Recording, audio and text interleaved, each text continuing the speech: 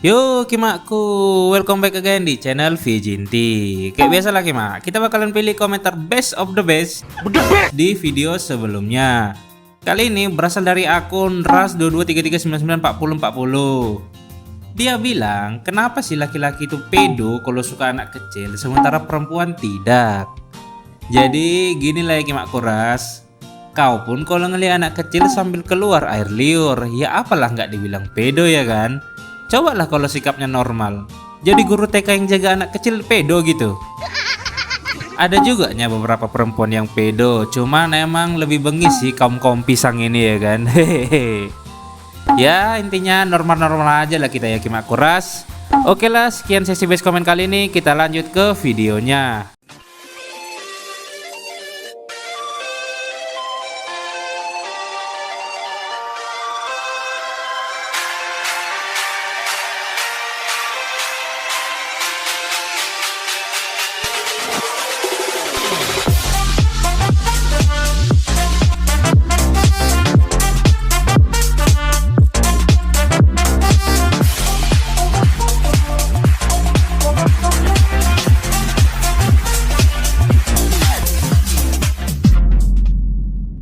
Oke Kimak, welcome back di channel Vijinti. Nah kali ini kita akan lanjut ngebahas light novel Otonari Asobi volume 2 part 3 nya. Oke lah, sebelum masuk ke pembahasannya, kayak biasalah, jangan lupa juga kalian tonton video-video short kami. Terus ada juga konten TikTok yang ngebahas rekomendasi anime, manga, dan lainnya. Ya hitung-hitung nunggu upload video utama, kalian bisa lah ngabisin waktu nonton video kami yang lainnya Kimak. Oke lah, gak usah banyak bacot, kita langsung gas aja lah ke pembahasannya.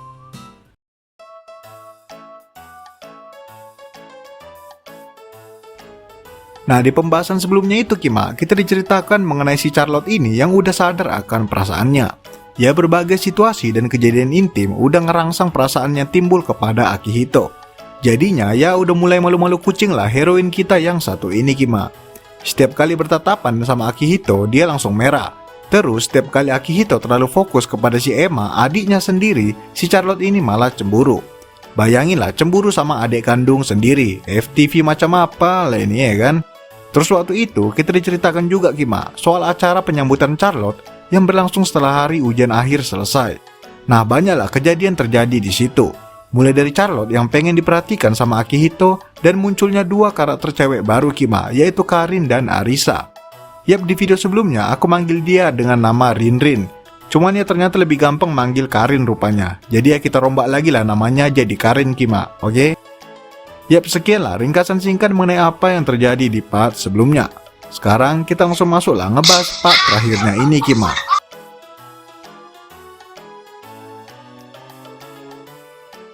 Yap, kita mulai dari POV-nya si Charlotte Kimak setelah pesta penyambutannya waktu itu.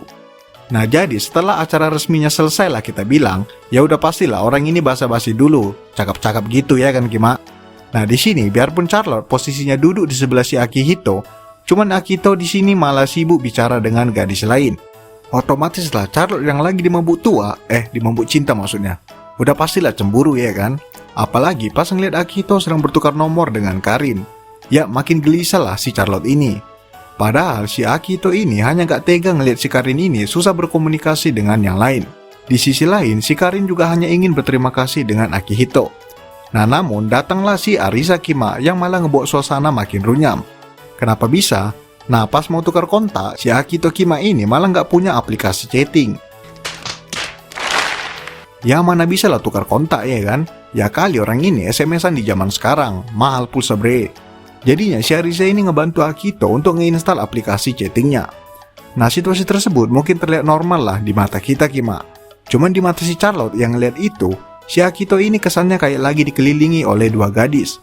Ya makin terbakar cemburu lah si Charlotte ini. Cuman karena dia pun anaknya pendiam, Charlotte pun hanya bisa memerah malu sambil cemburu dan tidak bisa berbuat banyak.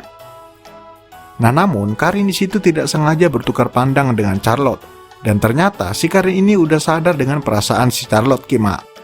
Karin pun langsung gak enakan dan spontan ngomong kalau ia hanya memandang Akihito sebagai sosok ayah karena sudah sangat baik dalam memandunya tadi. Mendengar itu Charlotte pun langsung tersentak semakin memerah karena melihat Karin peka dengan apa yang ia rasa. Charlotte pun hanya tertawa kecil sambil semakin menunduk. Nah, saat situasi lagi kayak gitu Kima, tiba-tiba Akira sahabatnya Akihito datang dan langsung nimbrung. Si kawan ini ngajak orang ini semua untuk after party gitulah, atau bisa kita bilang party lanjutannya setelah party utama selesai. Kalau kalian nggak ngerti lagi artinya apa, yap, antara main kalian kurang jauh, atau enggak ya kalian nggak punya kawan pas sekolah, itu aja lagi mak. Jadi gua nggak mengerti lah kalian maksudnya tadi, oke? Nah, mendengar ajakan itu, anggota lain pun cukup banyak yang setuju, kecuali Karin, karena ia harus segera pulang. Mereka pun sepakat untuk pindah tempat.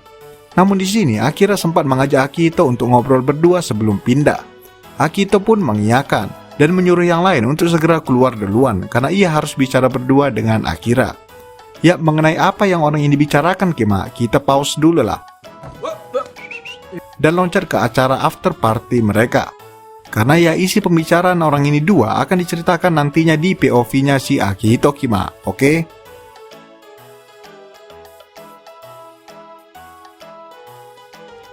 Yap, lanjutlah, mereka pun pindah tempat dan lanjut party coy.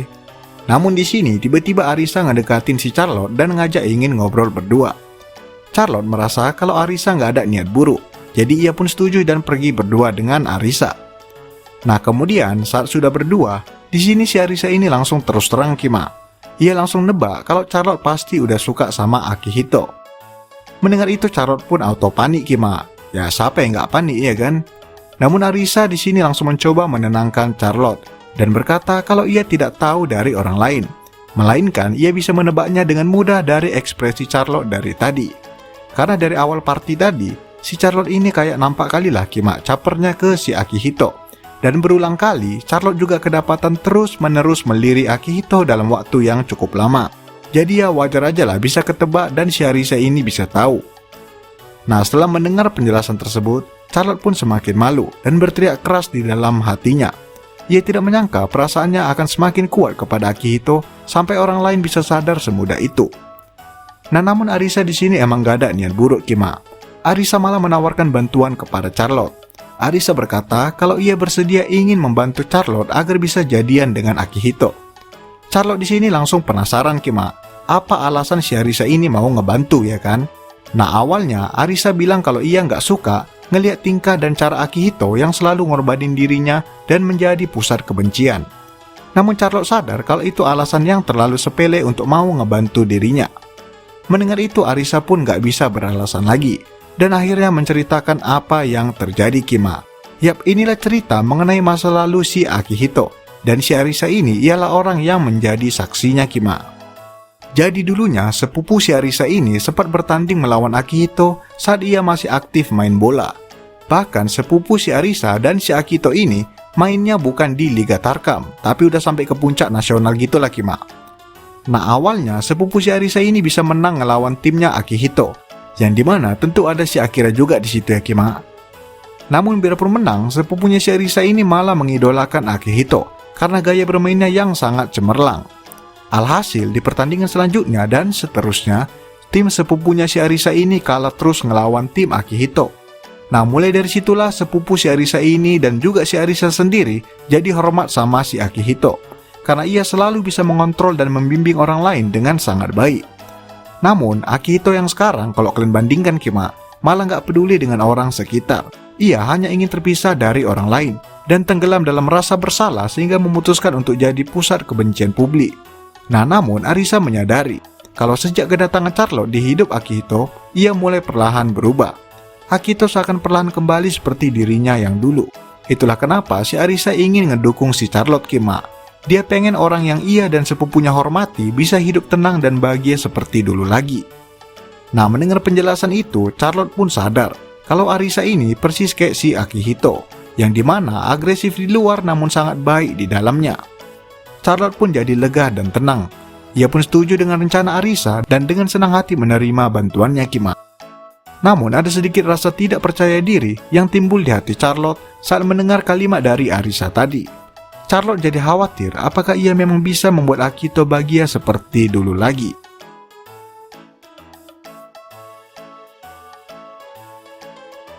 Oke lah Kima, kita masuk sekarang ke POV-nya si Akihito.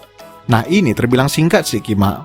POV-nya ini berisi mengenai percakapan antara Akira dan Akihito yang kubilang tadi Kima. Jadi si Akira ini sama kayak si Arisa tadi kasusnya. Ia juga udah sadar kalau Charlotte suka sama Akihito. Cuman ya kalian tau lah si Akira ini naksir dan sedang PDKT-an dengan Charlotte. Jadinya rada canggung lah ngelihat orang yang ia sukai malah naksir sama sahabatnya sendiri. Namun di sini Akihito malah menambah rasa bersalahnya. Akihito malah dengan cepat berkata kalau ia tidak keberatan untuk mundur dan memberikan Charlotte kepada Akira. Mendengar itu Akira pun marah besar dan langsung membentak Akihito. Akira kesal karena Akihito terus-menerus bersikap seperti itu hanya karena kejadian dulu. Yap, kejadian yang dimaksud ialah kejadian di mana Akira jadi cedera hanya karena Akihito tidak datang satu pertandingan saja. Jadinya tim mereka waktu itu kalah dan Akihito pun merasa bersalah sampai sekarang. Ya agak goblok lah emang alasannya Kima. Cuman ya tau lah orang ini lembek kali hatinya ya kan. Kalau kita peduli kali ya kan, kalah ya kalah situ. Kalau tim kita kalah karena kita nggak hadir, ya berarti orang itu cupu, itu aja ya kan. Nah Akira pun memaksa Akihito agar segera maju dan mulai serius kepada Charlotte. Akira berkata kalau ia nggak ada harapan lagi dengan Charlotte. Jadinya ia ingin mempercayakan Akihito untuk menjaga Charlotte. Mendengar itu akhirnya si Akihito ini pun mulai sadar Kima dan perlahan bisa merangkak maju. Ia pun mulai bisa memaafkan dirinya atas kejadian masa lalunya dan menghargai keputusan yang dibuat Akira. Oke lah Kima, kemudian kita lanjut beberapa hari setelahnya. Nah hari-hari orang ini kembali normal lagi lah. Charlotte di sini lagi duduk di pangkuan Akihito dan ngebaca manga bersama sebagai rutinitas mereka. Namun tiba-tiba si Emma datang dan langsung nangis-nangis Kima. Awalnya orang ini kira si Emma ini lagi tantrum. Biasalah bocil di bawah umur suka kali bertingkah ya kan, pengen kali kutunjangan sekali. Nah rupanya si Emma ini bilang kalau dia nggak mau masuk sekolah lagi karena temannya yaitu Claire lagi sakit. Mendengar itu Akihito pun langsung curiga karena harusnya si Emma ini tetap mau sekolah kalau si Claire udah sembuh nantinya ya kan. Masalahnya dia bilang nggak mau sekolah lagi sampai kapanpun. Ya udah pastilah masalahnya di sini bukan sebatas karena Claire temannya lagi sakit. Alhasil Akihito dan Charlotte pun memutuskan untuk datang besok ke sekolah Emma dan menanyakan langsung ke guru wali kelasnya. Yap, kita lompat langsung lah besoknya Kima. Di sini Akihito dan Charlotte udah berada di sekolah Emma. Dan ternyata ketahuan lah sumber masalahnya yang dimana dari awal sebenarnya si Emma udah salah sekolah di situ Kima. Karena sekolah itu bukan sekolah khusus untuk murid asing. Jadinya yap, cuman si Emma inilah satu-satunya murid yang pakai bahasa Inggris di situ. Nggak bisa bahasa Inggris. Itu makanya ia hanya punya satu kawan yaitu Claire, yang dimana ia bisa bahasa Inggris dan juga bisa bahasa Jepang. Melihat situasi itu, Akihito pun langsung sadar kalau Emma pasti udah nggak nyaman dan mencoba bertahan selama ini. Nah di sini diketahui ternyata bukan Charlotte yang ngebawa Emma ke sekolah itu Kima, melainkan itu semua ialah keputusan dari ibunya Charlotte. Akihito pun mulai bingung dan menyuruh Charlotte untuk berdiskusi dulu dengan ibunya malam nanti. Charlotte pun hanya bisa mengangguk dan terlihat murung Kima. Nah dilanjutkan malamnya, Charlotte di sini udah sempat teleponan sama ibunya sebelum mereka pergi ke apartemen Akihito. Dan ternyata ibunya terlihat nggak peduli dan seakan membiarkan Charlotte yang mengurus semuanya. Charlotte pun mulai bingung dan gelisah Kima. Namun di sini Akihito langsung main cepat ngambil tekadnya dan ingin ngebantu Charlotte. Akihito langsung memikirkan ide bagaimana cara agar Emma bisa diterima dengan teman-temannya biarpun ada keterbatasan bahasa. Nah mulai dari sini si Emma ini pun langsung dilatih sama Akihito. Akihito mengajarkan cara bermain tenis meja, ya udah pastilah dalam bentuk mainannya ya Kima. Kemudian juga main kendama, yaitu kayak mainan bola Jepang gitulah Kima. Nah jadi dalam beberapa hari Akihito rutin mengajari Emma permainan tersebut agar nantinya berguna sebagai senjata dalam menarik perhatian teman-temannya. Ya kalian tahu lah Kima, anak-anak itu kan gampang kali tertarik sama sesuatu hal yang baru. Yap, kemudian kita loncatlah di hari hanya Kima. Di sini Akihito dan Charlotte sampai izin setengah hari agar bisa hadir di sekolah Emma sebagai sukarelawan. Akihito pun langsung menyuruh Emma untuk flexing kemampuannya yang sudah dilatihnya beberapa hari ini di depan teman-temannya. Dan betul aja, murid-murid lain pun mulai mendekati Emma dan tertarik kepadanya. Biarpun ada keterbatasan bahasa, namun mereka bisa memahami satu sama lain lewat permainan. Yap, gitulah anak-anak Kima, macam mana lagi kita bilang ya kan? Jadi selesailah permasalahan si Emma ini. Nah lanjutlah setelah Akihito dan Charlotte ingin pergi ke sekolah. Mereka jadinya terpaksa harus datang tengah hari karena izin tadi. Nah di perjalanan di sini Charlotte terlihat sangat depresi Kima. Ia depresi karena sadar akan ketidakbertanggungjawaban dirinya sebagai seorang kakak. Charlotte merasa kalau Akito lah yang berjasa, bukan dirinya. Nah, mendengar itu, Akito nggak ngerti kenapa si Charlotte ini ngerasa kalau si Emma itu tanggung jawab dia sepenuhnya. Padahal kan yang harusnya salah itu ibu mereka yang sudah menelantarkan mereka berdua. Nah, di sini Charlotte ini pun jadinya flashback lah Kima. Dia pun mulai cerita lah apa yang terjadi di masa lalu. Diketahuilah kalau ayah mereka meninggal karena Charlotte yang hampir ketabrak sewaktu di jalan. Jadi ya, simpelnya adalah pengemudi sinting yang melanggar lampu lalu lintas dan hampir nabrak si Charlotte. Namun ayahnya langsung lompat ngedorong dia, alhasil ayahnya meninggal dan Charlotte pun selamat. Namun karena peristiwa itu, ibunya Charlotte jadi depresi berat dan mulai sibuk kerja terus. Dan di hari itu juga, Charlotte sempat berjanji kepada ibunya kalau ia akan bertanggung jawab ngambil tugas pengganti ayahnya sebagai penjaga Emma nantinya. Yap, itulah alasan kenapa ibu mereka sangat cuek dan kenapa Charlotte merasa sangat bertanggung jawab kepada Emma. Nah, mendengar itu Akito pun akhirnya paham dan langsung memeluk Charlotte dengan erat. Charlotte pun terlena di pelukan Akito sambil menangis Kima. Akito pun hanya bisa menerima tangisan tersebut dan mengelus Charlotte dengan lembut. Nah, namun tiba-tiba si Charlotte ini kayak kerasukan Kima. Ia tiba-tiba menyeka air matanya dengan cepat dan langsung meminta agar Akito menjadi sosok ayah kepada Emma.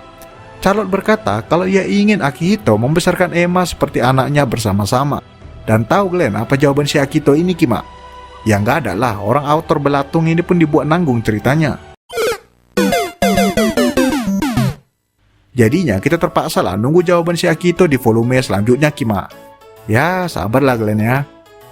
Oke lah Kima, sekianlah video kali ini. Dah kepanjangan lah aku tengok. Jangan kemana-mana, jangan main jauh-jauh, jangan lupa like, komen, subscribe, and goodbye Kima.